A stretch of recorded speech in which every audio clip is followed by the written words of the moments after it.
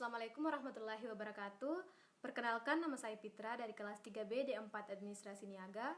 Pada video kali ini saya akan menjawab 4 soal ujian tengah semester pada mata kuliah Psikologi Industri yang telah diberikan oleh dosen pengampu. Psikologi industri adalah cabang dari psikologi di mana disiplin ilmunya yaitu psikologi. Nah, yang dimaksud dengan psikologi adalah ilmu yang mengkaji perilaku manusia. Sedangkan perilaku manusia sendiri merupakan refleksi dari kejiwaannya atau mentalnya. Jadi, psikologi industri merupakan bagian atau cabang dari ilmu psikologi tersebut. Secara umum, psikologi industri adalah ilmu yang mempelajari tingkah laku manusia dan hubungannya antar manusia di dalam industri.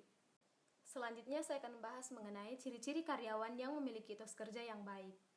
Di dalam perusahaan, etos kerja sangat penting, karena etos kerja akan menjamin sebuah kualitas kerja yang baik dan akan menjamin output kerja yang baik. Outputnya adalah produk jika di perusahaan manufaktur.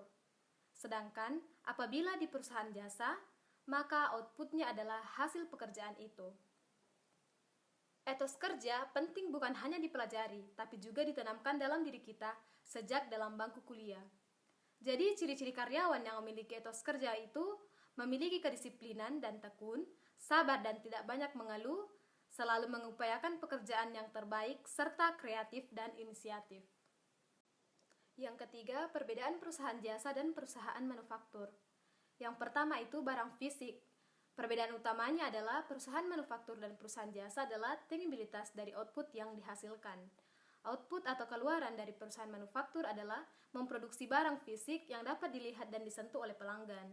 Sedangkan output atau keluaran dari perusahaan jasa seperti konsultasi, pemeliharaan, dan pelatihan adalah tidak berwujud. Yang kedua itu tingkat persediaan perusahaan jasa tidak seperti perusahaan manufaktur yang memerlukan persediaan. Perusahaan jasa hanya menciptakan layanan apabila diperlukan oleh pelanggannya. Sedangkan perusahaan manufaktur pada umumnya akan memproduksi barang terlebih dahulu, sehingga menyebabkan adanya persediaan dengan tingkat yang berbeda-beda tergantung pada perkiraan permintaan pasar. Produsen akan mempertahankan tingkat persediaannya seminimal mungkin. Tingkat persediaan atau inventory level ini sangat tergantung pada keakuratan permintaan dan kapasitas produksinya untuk memenuhi permintaan berdasarkan waktu yang tepat. Persediaan pada dasarnya merupakan biaya pada perusahaan-perusahaan manufaktur. Selanjutnya, perbedaan antara kepuasan kerja dengan motivasi kerja. Keduanya mempunyai perbedaan, di mana perbedaannya terletak pada karakteristik pekerjaan. Ketika kita berbicara tentang job satisfaction, berarti itu merupakan hasil dari pekerjaan. Sedangkan ketika kita berbicara tentang work motivation, maka itu adalah stimulasi dari pekerjaan tersebut. Job satisfaction ialah setelah kita menyelesaikan pekerjaan dan merasa puas secara emosional, maka itulah yang dinamakan kepuasan kerja.